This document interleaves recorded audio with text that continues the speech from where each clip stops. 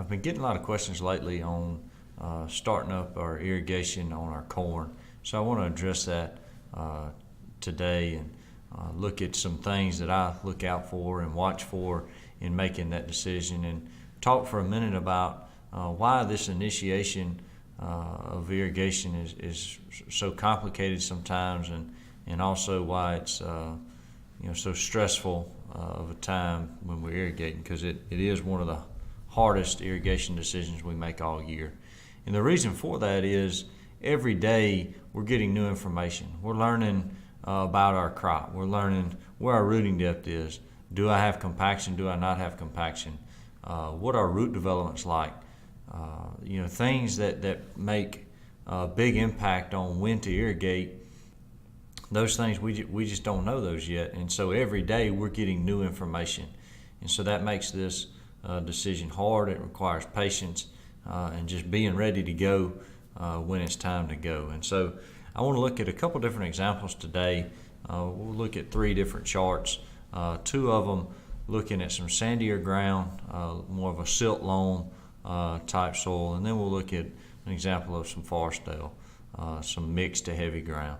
And so this first example is some corn, and we're looking at this is in some sandy silt loam, and what we typically think of as a sealing silt loam ground that we're not going to recharge very well, and pretty prone to compaction. And what you see here is, we're stepping along through the season. We're coming along pretty good. We're catching some pretty timely rains. This one was very timely. And then we get along in here and we're trying to make this first decision to irrigate.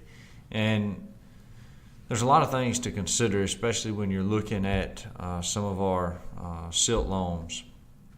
One of those being, if you have some history of not being able to recharge with an irrigation event, you don't want to deplete all of your subsoil moisture before we get into our true reproductive stages, as far as tassel and on past that, or if you're thinking about soybeans, R3, R4, R5. We don't want to deplete all that subsoil moisture before we get there, because that moisture going into those reproductive stages, when that crop's going to be pulling the maximum amount of moisture, you want to have that available, those storages available to that plant. And as you can see here, this was our first irrigation event, and we're stepping good at 2, and we're starting to get where we would be flatlining out. If I'm looking at it based off over here, where I can see we flatline a little bit more here, we're getting there. And if you look at your 6-inch line, it really never moves, and that's a kind of a telltale sign of compaction. He does recharge it here, but this crop has never really got any stepping to it at that 6-inch level. Same thing at 10. You just never any true steps. And this is compaction. That's what that's going to be. And you see with this irrigation event, we don't charge past that compaction layer. We pull moisture down here at 18 inches, and really, when you irrigate, you can see the spike. That 18-inch, we're still stepping there at 18 and 22. Now we shut them off to some degree because we have some really good stepping here and some good stepping here. And as soon as we irrigate, it shuts it down. And that's that plant. One thing you got to remember about a plant is that plant is always going to extract the most easily available water to it. So if it can pull moisture from 2 and 6 inches, why in the world would it pull it from 30? Even though it has roots there, why would it do that? The answer is it's not going to.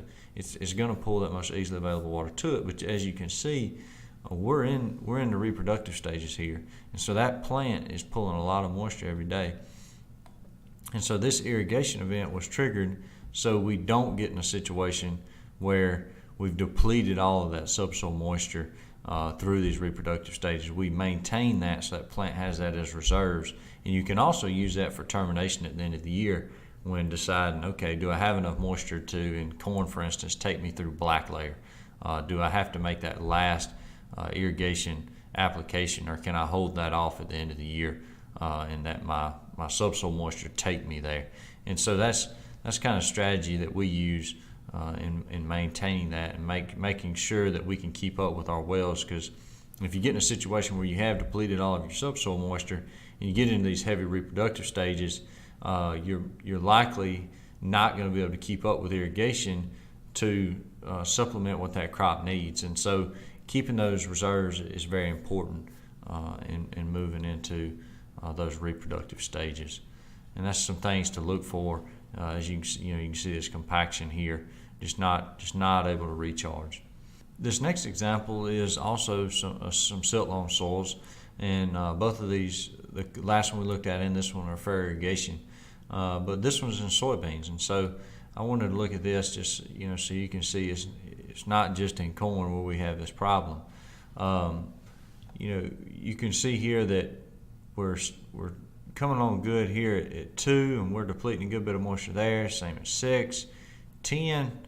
Not a whole lot going on, but by the time you get to 14, you start using more moisture. And then, as you can see down here at 18, we're using moisture. This is an irrigation event, and I know that he's got heavy compaction because I've been to this field to check it out to make sure that's what was going on. But you see, we irrigated and we weren't able to charge past 6 inches. Well, that can be a problem if we deplete all this moisture down here. And so you can see he's still using moisture. From June 14th to June 19th, we went from,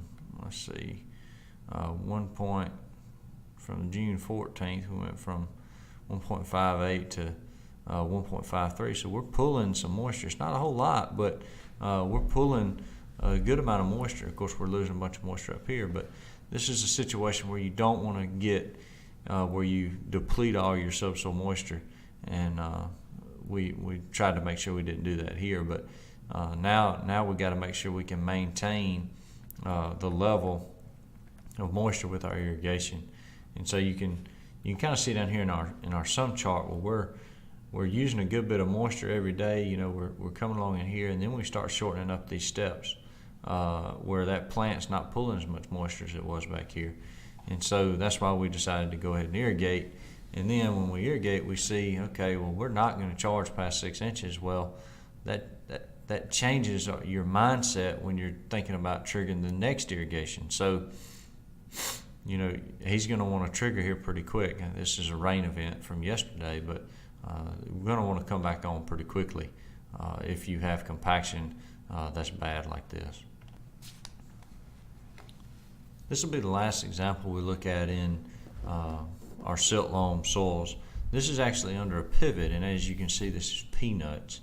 But what you can see is, even in a lot of these were rains, I'd have to go back and look at the exact dates of rains versus pivot, turning the pivot on, but we depleted all this subsoil moisture early. And as you can see through the whole season, until we really get down in here where we catch some of these, rains back to back, you get a rain here and a rain here and a rain here and a rain here. So you have some rains back to back that we're able to push some water down deep. But with these irrigation events, we're not able to do so. So you can see from this example how you can really get yourself in a spot where you're not able to get that subsoil moisture back, and unless you can keep up with your pivot, with either furrow or pivot, whichever irrigation type you're using, you can get in a situation where you're never going to recharge that subsoil moisture. And so if you already know that your pivots or your furrow irrigation, you can't keep up with crop demand during the peak season, then you really need to take this into account when you are deciding to initiate that first irrigation event. All right, this is the last example I want to look at today, and looking at this question of when do I start irrigating.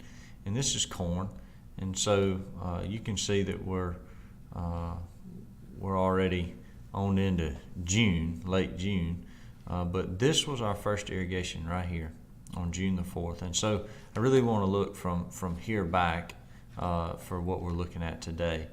But you can see how this crop has kind of moved through the profile and how his rooting depth has progressed through the season so far. And so here's a really good situation of, look, it's a day-by-day thing, and we're learning more about our crop every day. And so one of the things you can learn from this is, all right, well, at 14 inches, for example, full would be 2.33. Well, we see when it's all said and done, when this thing flatlines out, we're at 0.5, so we were able to extract 1.5 inches of moisture, really 1 8/8 inches of moisture from 14 inches before that plant told us, I'm not taking any more moisture from there. And so those are the things that we're learning about our crop. And so if we were to have had a really wet spring, this was likely look a lot different. So your root development won't be the same in a wet spring as it will be in a dry spring, where we're really trying to encourage those roots to go down and develop and do all they can do for us. But what I want you to see is we're done stepping here at 14. We caught this rain on the 27th. Plant's telling us I'm done at 18. Really starting to shorten up at 22. Just starting to pick up at 26. And so it's a good indication, hey, I better start paying attention. I'm pretty close to irrigating. Well, if you come back here and you look at your sum chart, you can see, all right after this rain event, this is where I really want to focus from the 28th over to here, is, I lost 0.8 that day, 0.6, and 0.5, and then we really started shortening up here, and you can see that in the chart where we're stepping really good. We start kind of leveling out, and then right in here, these past 2 days, we shorten up really big. And so that's what you're looking for. Is you're looking for those first days of that plant telling you, I want the same amount of moisture I had before. And so that's really what you're keying in on and trying to train your eye to find, is these kind of situations in the crop when you're deciding to irrigate. And I do know there's other considerations on nitrogen applications and maybe needing to water that in, or some other things that could be talked about. But as far as moisture stress goes in the crop, that's really what you're looking for, is these first days when I'm trying to initiate my irrigation, these first days of shortening up. And you're really watching both charts. You're watching your individual sensor lines to see where my rooting depth is, how my root development is, and then taking that information and looking at my sum chart and saying, okay, when is that plant telling me I want more moisture than I had the day before? And so you can see we triggered an irrigation event, got it charged back up really good, and then we've been catching rains ever since. So we hadn't had a situation yet where we needed to irrigate again, but that initiation decision, this is a really good example of how to make that decision.